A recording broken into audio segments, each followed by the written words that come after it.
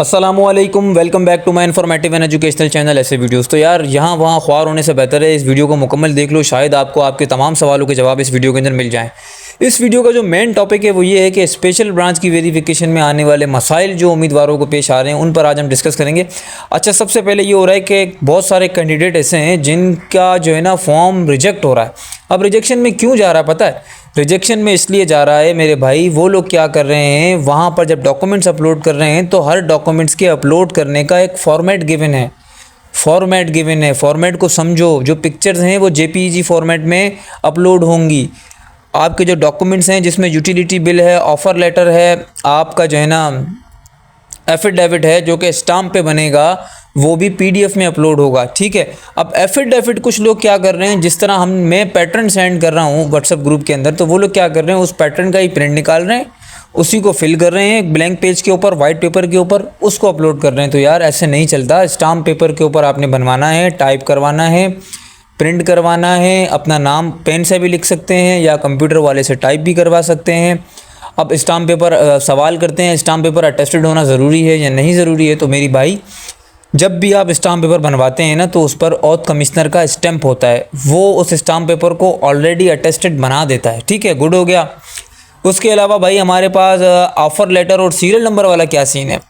यार ये एक थोड़ा सा ना मसला चल रहा है लोगों के बीच के, ऑफ़र लेटर और सीरियल नंबर का क्या सीन है। यार मुझे एक बात बताओ, मैंने जितने लोगों को सेंड किया ना वो ऑफ़र लेटर ही सेंड किया, वही ऑफ़र लेटर जो कि कराची रेंज एडिशनल आईजी ने डीआईजी सीआईओ और एडिशनल आईजी स्पेशल ब्रांच को एड्रेस किया था। ठीक है, जिसमें आपकी वेरिफिकेशन के हवाले से बताया गया था।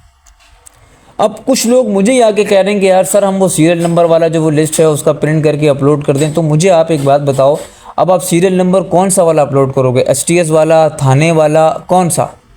आप ख़ुद कंफ्यूज हो सीरियल नंबर पे। अब आप ये देखो कि जो एसटीएस का पोर्टल है वो आपसे क्या मांग रहा है, सीरियल नंबर मांग रहा है या ऑफ़र लेटर मांग रहा है? सोचने वाली बात है ना। बहरहाल मैं इस चीज़ पर कोई डिबेट नहीं करूंगा। जो मुझसे व्हाट्सएप पे भी आके पूछ रहा है ना कि सर ऑफ़र लेटर आपने सेंड किया, हमने तो पता नहीं किसके ग्रुप से सुना कि सीरियल नंबर अपलोड कर दें, तो भाई आपकी मर्ज़ी है, आपका फॉर्म है, आपकी अपनी वेरिफिकेशन है, जो आपका दिल करता है आप करें। मेरे पास जितनी इन्फॉर्मेशन होगी मैं वही प्रोवाइड करूँगा, मैं किसी को गलत सही नहीं बोल सकता हूँ। ठीक है। उसके अलावा शनाख्ती कार्ड में कुछ लोग क्या गलती कर रहे हैं कि सिर्फ फ्रंट साइड अपलोड कर रहे हैं। तो यार पिक्चर का कॉलेज बनाना है, फ्रंट साइड और बैक साइड दो पिक्चरों को जोड़ के एक पिक्चर बनानी है और उस पिक्चर को अपलोड कर रहे हैं। ठीक है।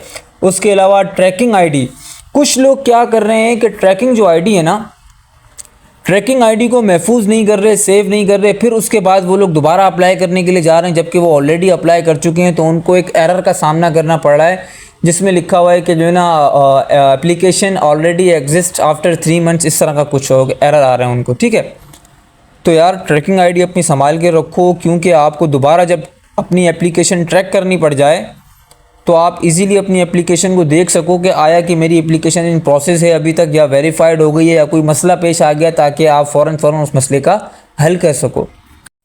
फर्दर लोगों को और मसला ये सामने आ रहा है कि गवाहों के साथ क्या करें, क्या गवाह वही लगाने हैं जो थाने में दिए थे या फिर चेंज करने हैं? यार देखो, गवाह आप चेंज कर सकते हो, आपकी अपनी मर्ज़ी है। थाना की अलग वेरिफिकेशन थी, स्पेशल ब्रांच की एक अलग वेरिफिकेशन है। ठीक है, दो बातें क्लियर हो गई।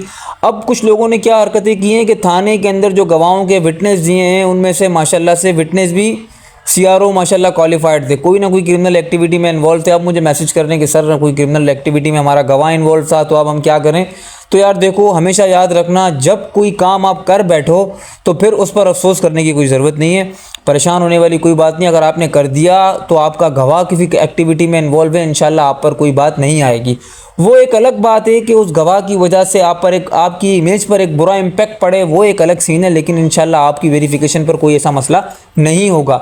लेकिन जब मैंने आपको वीडियो में बता दिया या आपने मेरी वीडियो देख ली, अगर आप मेरी वीडियो देख रहे हैं तो आप मेहरबानी करें, अगर स्पेशल ब्रांच की वेरिफिकेशन नहीं की है तो काइंडली गवाह का शनाख्ती कार्ड लेने से पहले एक दफ़ा उससे पूछ लें कि भाई मैं पुलिस की वेरिफिकेशन के लिए दे रहा हूँ, आप किसी क्रिमिनल एक्टिविटी में इन्वॉल्व तो नहीं है। ये एक फ़र्जी कार्रवाई है जो आप अपने पड़ोसी होने के नाते पूछ सकते हैं। उसके अलावा यार एक बात आप मेरी समझ लें, स्पेशल ब्रांच की जब आप विटनेस अपलोड कर रहे हैं ना, तो विटनेस में बाकायदा लिखा हुआ है कि विटनेस मस्ट बी नेबर। जो आपका गवाह हैं दोनों, वो ज़रूरी है कि पड़ोसी होने चाहिए। पड़ोसी कहते हैं 1 घर, 2 घर, 3 घर, 4 घर, 5 घर। 5-6 घर आसपास के जितने भी दाएं बाएं के हैं वो सब पड़ोसी हैं आपके। आप उनमें से किसी एक से भी शनाख्ती कार्ड की कॉपी 2 बंदों से लेनी है, किसी भी 2 से आप शनाख्ती कार्ड की कॉपी इजीली ले सकते हो। ये हो गया विटनेस का मसला।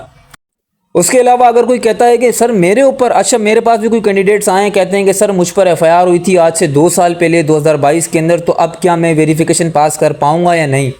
तो यार इसका ये जवाब बनता है कि देखें आपकी केस की नौयत को देखा जाएगा कि आप पर किस तरह की एफआईआर हुई थी। आया कि आप पर चोरी की थी, डकैती की थी, गुटखा मावा एक्ट की थी, चेक बाउंस की एफआईआर थी। तो एफआईआर की बहुत सारी किस्में हैं। ज़ाहिर है आपने जो जुर्म किया होगा उस तरह से सेक्शंस लगते हैं, ठीक है। जो सेक्शंस हैं हमारे पाकिस्तान पेनल कोड के, जो सेक्शंस हैं वो तमाम लगते हैं। तो वो सेक्शंस आपका जो है ना फैसला करेंगे, और जो डीवीसी की टीम है, डॉक्यूमेंट्स वेरिफिकेशन कमेटी है, वो डिसाइड करेगी कि आया कि आपका जुर्म इस लायक है कि आपको पुलिस में भर्ती किया जाए। अगर नहीं है तो आपको रिजेक्ट कर दिया जाएगा, अगर है तो आपको पास कर दिया जाएगा। इस बात का फैसला मैं और आप इस तरह नहीं कर सकते, तो वो फैसला उनके एंड पर पेंडिंग रहेगा, ठीक है। देखें स्पेशल ब्रांच की वेरिफिकेशन बेसिकली आपके इलाके में आके वेरिफिकेशन होती है। जो अब ये जो आखिरी हमारा पॉइंट लिखा हुआ है ना, जिनकी वेरिफिकेशन में इन प्रोसेस लिखा आ रहा है वो क्या करें।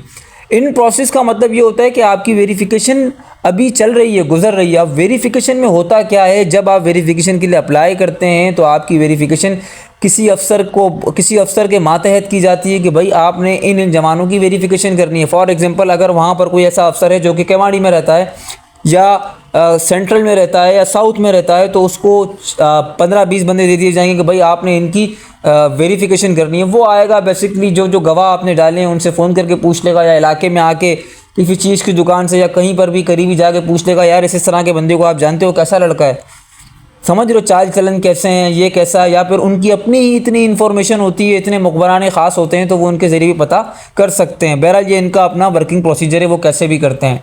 तो बात कहने की ये है कि कराची से 8,000 लोगों ने अप्लाई करना है, जिसमें से अब तक 4,000 लोग अप्लाई कर चुके हैं। नई भर्ती की बात कर रहा हूँ, SBD 01 की।